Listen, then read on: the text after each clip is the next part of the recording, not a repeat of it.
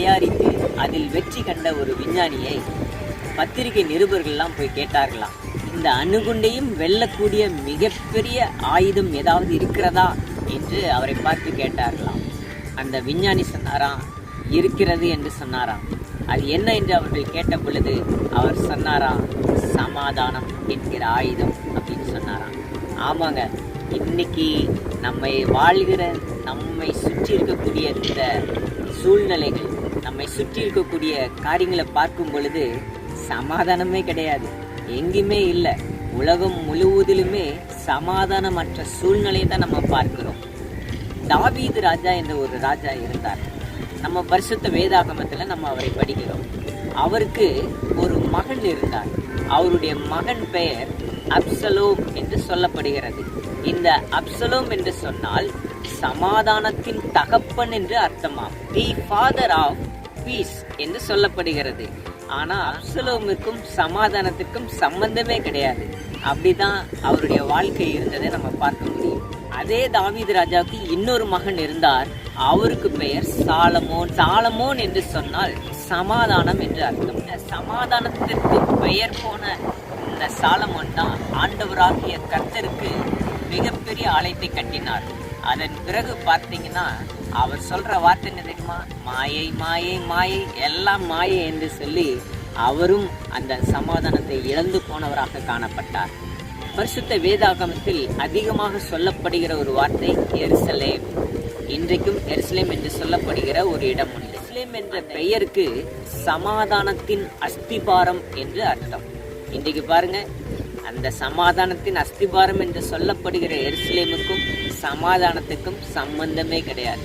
எப்பொழுதும் யுத்தங்கள், எப்பொழுதும் சண்டைகள், வன்முறைகள், இதுதான் நடந்து கொண்டிருக்கிறதை நம்ம பார்க்க முடியும்.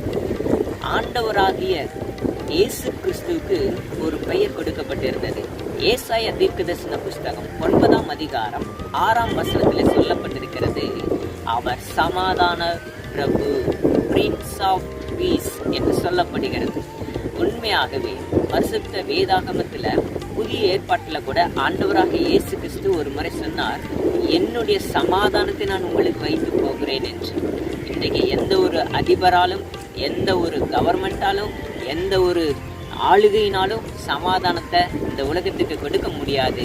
ஆனால் ஆண்டவராகிய இயேசு கிறிஸ்து மட்டும்தாங்க சமாதானத்தை தரக்கூடிய வல்லமை. அவருடைய சமாதானத்தை தரும் பொழுது நீங்களும் நானும் சமாதானமாக இருக்க முடியும்.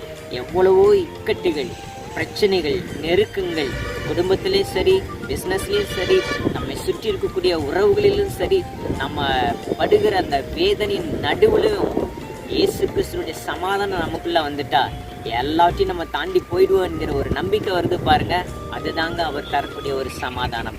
இன்றைக்கு இவ்வளவு பிரச்சனை நடுவில் நீங்களும் நானும் வாழ்ந்து கொண்டிருப்பதற்கான காரணம் அவர் தருகிற சமாதானம். நிச்சயமாக சமாதானத்தின் தெய்வம், பிரின்ஸ் ஆஃப் பீஸ், சமாதான பிரபு நம் மத்தியிலே எழுந்தருளி நமக்காக இன்னும் அதிகமான சமாதானத்தை நமக்கும் நம் குடும்பத்திற்கும் அவர் தருவார்.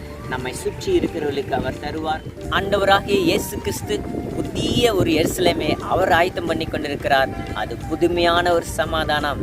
ஆமென், அல்லேலூயா. எல்லா புத்திக்கும் மேலான ஒரு தேவ சமாதானத்தை கர்த்தர் உங்கள் ஒவ்வொருவருக்கும் தருவாராக என்று சொல்லி உங்களை வாழ்த்தி ஆசீர்வதிக்கிறேன். நம்ம முன்னேறி போகணும்னா நமக்குள்ள ஒரு சமாதானம் வேணும்.